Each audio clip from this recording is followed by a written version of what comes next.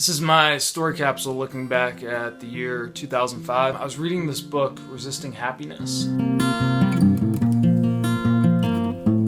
He was talking about the importance for journaling, and he used the year 2005 and said, if you think back to there, you might be able to tell me some of the key activities that happened in your life, but to really remember the emotions and what you were struggling, like what was important in your life, is harder unless you have a journal to go back to.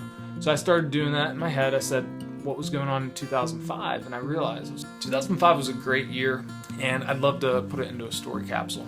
2005, in the spring, I was in my junior year. I was playing tennis. I was taking physics that year, which I really liked, and where I spent most of my time was at football. I broke my thumb. A big lesson I learned there was the actual event, whether it's a Friday night game or whatever it is in life, is over so quick. I love football, and I wasn't getting in the games on Fridays, but I could put myself in at practice on the scout team, and I made a conscious effort to get as much football in that year because that's really what I love doing.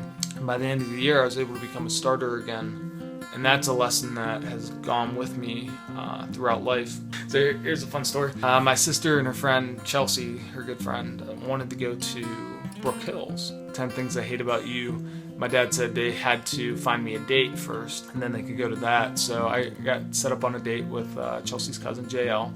It was really great, and she became my first girlfriend. That was pretty cool in senior year, so it was definitely something that jumped out. We got the date for a couple months.